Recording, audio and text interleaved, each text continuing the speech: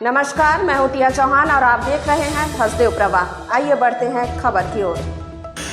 धराली आपदा के 7वें दिन हमें एक हैरान करने वाली तस्वीर मिली और ये तस्वीर जिसने भी देखी वो चौंक गया। और तस्वीरों में आप देखिएगा कि एक डॉग है और लगातार वो दौड़ रहा और देख के हम भी हैरान थे। और जब हमने उसको देखना चाहा तो वाकई में वो खुदाई करने लगा। अब आप देखिएगा वो कुछ खोदने की कोशिश कर रहा है, कुछ ढूंढने की कोशिश कर रहा है। बेजुबान जानवर है, ये भी नहीं पता किसे ढूंढने की कोशिश कर रहा है, लेकिन देखने से ये लगा है कि इस 40 फीट 50 फीट मलबे में आखिर वो क्या तलाश रहा है, ये देखिएगा।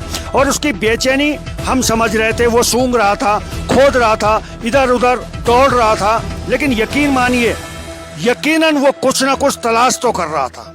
अब वो तलाश अपनों की हो सकती है, वो तलाश शायद ऐसी हो सकती है जिसमें उसके अपने हों। और उसके बाद एक तस्वीर हमें और दिखी कि तमाम जो अधिकारी थे वो अचानक दौड़ते हुए भागते हुए हमें नजर आए। इन तस्वीरों में आप देखिएगा वो तमाम जो अधिकारी हैं अचानक वो दौड़े और बहुत तेजी के साथ दौड़े और उस पुल की तरफ पहुंचे। ये तमाम जो चीजें हम रिकॉर्ड कर रहे थे, इन तस्वीरों में भी आप देख सकते हैं। लगातार हम उन्हें फॉलो कर रहे थे कि आखिर क्या कारण है जो ये अधिकारी इतनी तेजी से दौड़ रहे हैं, इतनी तेजी से कहाँ जा रहे हैं। उत्सुकता और बढ़ी कि आखिर क्या हो सकता है, क्या कोई कैजुअल्टी है या कोई ऐसी घटना है, क्या कारण है जो इतनी तेजी में अधिकारी दौड़ रहे हैं। लगातार कोशिश हमारी यही थी कि हम कारण पता लगा सकें कि आखिर वो क्यों दौड़ रहे थे। लेकिन मैं आप लोगों को बता दूं, इनकी दौड़ मुखबा के लिए थी, क्योंकि ज़्यादातर अधिकारी बताया जा रहा है कि मुखबा जा रहे हैं और ये पुल मुखबा जाता है। आगे की तस्वीरें आप देखिएगा, ये एसडीआरएफ एनडीआरएफ के तमाम जो जवान हैं अपने डॉग स्क्वाड को लेके मौके पे बिल्कुल डटे हुए हैं और इंतजार कर रहे हैं कि शायद यहाँ की शुरुआत हो। कैसे वो शुरुआत हो, दूर तस्वीरों में भी आप देखिएगा एक टीम और है जो डॉग स्क्वाड को लेके खड़ी है। इसके अलावा एनडीआरएफ एसडीआरएफ कुछ मैनुअली खुदाई भी आपको यहाँ देख सकते हैं। फावड़े बेलचे इनके साथ में ये खुदाई हो रही है। धीरे धीरे जब हम आगे बढ़े तो यहाँ जो तमाम सुबह की पहली किरण के साथ में वो तमाम जो अधिकारी हैं वो ग्राउंड पे हमें देखने को मिले। देखो, ग्राउंड पे अधिकारी तो हैं, इसमें कोई शक नहीं है।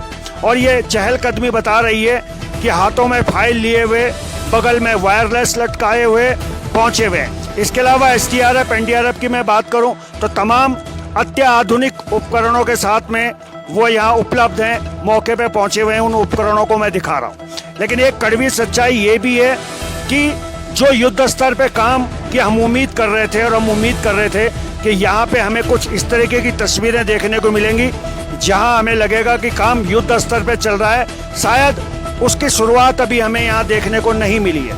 ये वो टावर है जो आपने वीडियो में देखा होगा।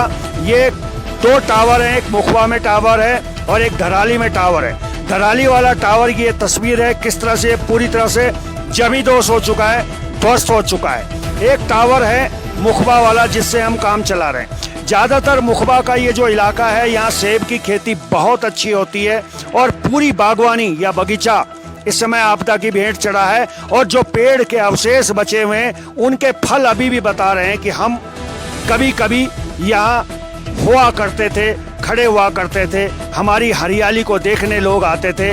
लेकिन इस आपदा ने होटल, मकान और ये बगीचे, ये देखिएगा आप, ये छोटे छोटे फल अभी भी अपनी गवाही दे रहे हैं कि यहाँ हम हुआ करते थे, यहाँ हम मौजूद थे।